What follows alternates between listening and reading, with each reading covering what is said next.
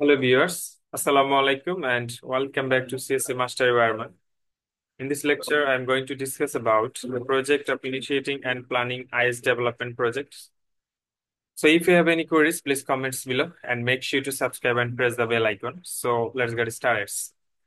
আজকে আমরা যেটা আলোচনা করব সেটা হচ্ছে initiating and planning IS development project. অর্থাৎ একটা প্রজেক্ট করার জন্য আপনার যে প্ল্যানিং গুলা করা লাগে সেই বিষয় নিয়ে আমরা আলোচনা করব।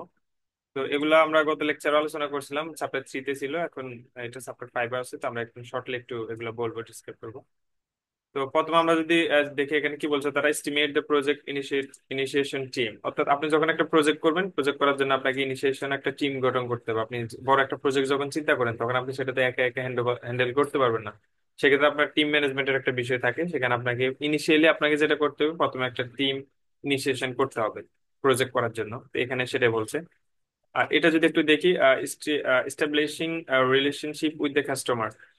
অর্থাৎ আপনি যে একটা প্রজেক্ট করবেন, প্রজেক্ট আপনি কোনো একটা ক্লায়েন্টের কাছ থেকে প্রজেক্টটা নিলেন, কোনো কাস্টমার কাছ থেকে প্রজেক্টটা নিলেন, তো কাস্টমার সাথে আপনার রিলেশনশিপ থাকতে হবে। রিলেশনশিপটা থাকতে হবে এই জন্য, কারণ কাস্টমার কি চাচ্ছে, অ্যাকচুয়াল কি চাচ্ছে তার প্রজেক্টে, সেটা আপনাকে কাস্টমার কাছ থেকে বুঝে বুঝে নিতে হবে। তো সেক্ষেত্রে আপনাকে তার সাথে রিলেশনশিপ রাখাটা ম্যান্ডেটরি। এন্ড দেন হচ্ছে establishing the project initiation plan. অর্থাৎ এখানে হচ্ছে প্রজেক্ট ইনিশিয়েশন প্ল্যান। এটা তো গেলে আপনি টিম গঠন করলেন, কাস্টমার সাথে রিলেশন রাখবেন, কিন্তু আপনাকে তো প্রজেক্টটার জন্য একটা প্ল্যানিং করতে হবে, যেটা হচ্ছে প্রজেক্ট ইনিশিয়েশন প্ল্যান। আপনি পুরো প্রজেক্টে কিভাবে কাজ করবেন সেটা নিয়ে একটা প্ল্যানিং করবেন। দেখেন এই পুরো বিষয়গুলো কিন্তু প্রজেক্ট প্ল্যানিং এর অংশ। এখানে বলে দিছে the process of initiating and planning IS development system project. Information system development প্রজেক্টে কিভাবে আপনি প্ল্যানিং করবেন সেটা। তো আবার এখানে আপনার কাছে মনে হতে পারে যে প্রজেক্ট ইনিশিয়েশন প্ল্যান আবার এখানে কেন আছে। এই পুরো সিস্টেমটাই হচ্ছে মানে আপনি প্রজেক্টে কিভাবে ইনিশিয়েটিং করবেন, প্ল্যানিং করবেন, সেই বিষয় নিয়ে এখানে অ্যানালাইসিস করা হচ্ছে। সেটা হচ্ছে ইনফরমেশন সিস্টেম ডেভেলপমেন্ট প্রজেক্ট এর মাধ্যমে আর কি। তো আশা করি বুঝতে পারছেন এই মানে যদি প্যাচ লাগে কারো, এটা ক্লিয়ার করার জন্য এই কথাটা বললাম। প্রজেক্ট ইনিশিয়েশন প্ল্যানিং করলেন, প্রজেক্ট প্ল্যানিং করার পরে আপনি প্রজেক্ট যে প্ল্যানিং করলেন, যে প্ল্যান গুলো করছেন সেগুলো ম্যানেজমেন্ট করার জন্য ম্যানেজমেন্ট প্রসিডিউর একটা অপশন, সেটা হচ্ছে ম্যানেজমেন্ট প্রসিডিউর, বা এটা বলতে পারেন স্টাবলিশিং দ্য প্রজেক্ট ম্যানেজমেন্ট। অর্থাৎ আপনার প্রজেক্ট ম্যানেজমেন্ট করবেন, যে প্ল্যানিং গুলো করছেন সেগুলো ম্যানেজ করার জন্য একজন ম্যানেজার দরকার আছে। তো সেক্ষেত্রে প্রজেক্ট ম্যানেজমেন্টটা হচ্ছে সেই বিষয়টা, প্রজেক্টটা ম্যানেজমেন্ট আপনি কিভাবে করবেন সেটা।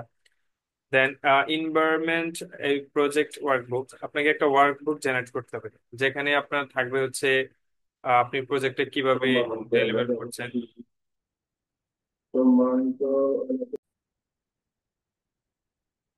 যেটা বলতেছিলাম প্রজেক্ট ওয়ার্কবুক নিয়ে, প্রজেক্ট ওয়ার্কবুক হচ্ছে আপনি যখন প্রজেক্টটা করবেন, এই পুরো প্রজেক্টটা হচ্ছে, আপনি তো প্রজেক্টটা নিলে, প্রজেক্টটা হচ্ছে আপনার ম্যানেজার যে করবে বা যারা ডেভেলপার আছে, টিম মেম্বার যারা আছে, তারা যে প্রজেক্টটা করবে তাদের জন্য একটা ওয়ার্কবুক আপনার জেনারেট করতে হবে, যেটা হচ্ছে one kind of base line project planning এর অংশ। তো বেস লাইন প্রজেক্ট প্ল্যানিং কি সেটা আমরা সামনে আলোচনা করবো।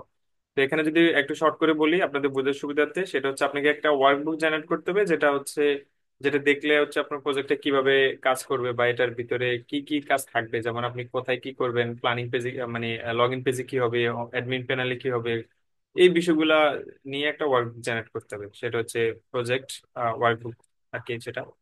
এন্ড দেন ফাইনাল হচ্ছে প্রজেক্ট চার্টার, যেখানে আপনার প্রজেক্ট চার্টারের মধ্যে থাকবে যে আপনার প্রজেক্টের হচ্ছে ডেলিভারি টাইমটা কবে হবে, এবং কবে কতদিন লাগবে প্রজেক্টটা কমপ্লিট করতে। এবং এখানে ঝুঁকিরও একটা বিষয় থাকে, সবকিছু মিলাই এই সেটা থাকবে হচ্ছে প্রজেক্ট চার্টারের মধ্যে। তো এই ছিল এতটুকু, এখানে এই কথাগুলোই বলা হয়েছে অ্যাকচুয়ালি।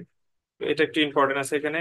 দেখেন কি বলছে, দ্য কি activity of project planning is the process of defining clear discrete activities and the work needed to complete each activity within a single project।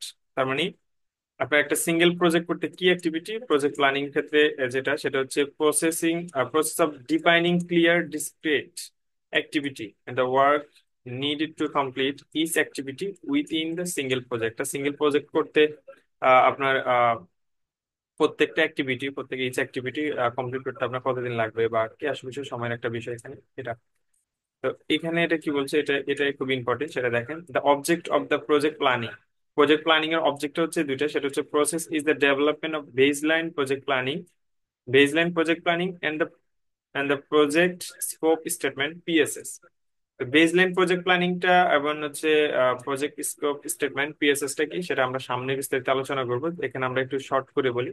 Baseline project planning হচ্ছে আপনার একটা রিপোর্ট জেনারেশন করতে হবে আপনাকে এখানে, এবং পিএসএস টা হচ্ছে ওয়ান কাইন্ড অফ একটা রিপোর্টের মতো। তো বেসলাইন প্রজেক্ট যেটা, সেটা হচ্ছে আপনার সফটওয়্যার ম্যানেজার যারা আছে, প্রজেক্ট ম্যানেজার অথবা ডেভেলপারদের জন্য, সেখানে যেখানে আপনার থাকবে প্রজেক্টে কি কি থাকবে, যে বেসলাইন প্রজেক্টে থাকবে আপনার প্রজেক্টের স্কোপ, প্রজেক্টের বেনিফিটস, তারপর রিস্ক, কস্ট, এগুলো থাকবে হচ্ছে আপনার বেসলাইন প্রজেক্টের ভিতরে। অর্থাৎ আপনার প্রজেক্টে কি করবেন সেটা হচ্ছে আপনার প্রজেক্টের বেসলাইনের মধ্যে থাকবে। আর যদি আর আর এটা হবে আপনার, এটা জেনারেট করা হবে আপনার প্রজেক্ট ম্যানেজারের জন্য। আর এবং এটা অবশ্যই আপনাকে, এটা যেটা বেসলাইন প্রজেক্ট, সেটা এটা হচ্ছে প্রজেক্টটা স্টার্ট করার আগে বিগিনিং এ হচ্ছে আপনাকে এটা জেনারেট করতে হবে। আর প্রজেক্ট স্কোপ স্টেটমেন্ট যেটা, সেটা হচ্ছে আপনার ক্লায়েন্ট অথবা আপনার কাস্টমার যে আছে তার জন্য এটা জেনারেট করতে হবে। এবং যেখানে থাকবে হচ্ছে আপনার এই প্রজেক্ট আপনি কি কি তাকে দিচ্ছেন, কি কি করবেন এই প্রজেক্টে সেটা, এবং এই প্রজেক্ট আপনি কবে নাগাদ ডেলিভারি করবেন সেই বিষয়গুলো নিয়ে একটা যে রিপোর্ট জেনারেট করবেন, সেটা হচ্ছে প্রজেক্ট স্কোপ স্টেটমেন্ট। তো আশা করি বুঝতে পারছেন। ধন্যবাদ সবাইকে, ভালো থাকবেন, আসসালামু আলাইকুম।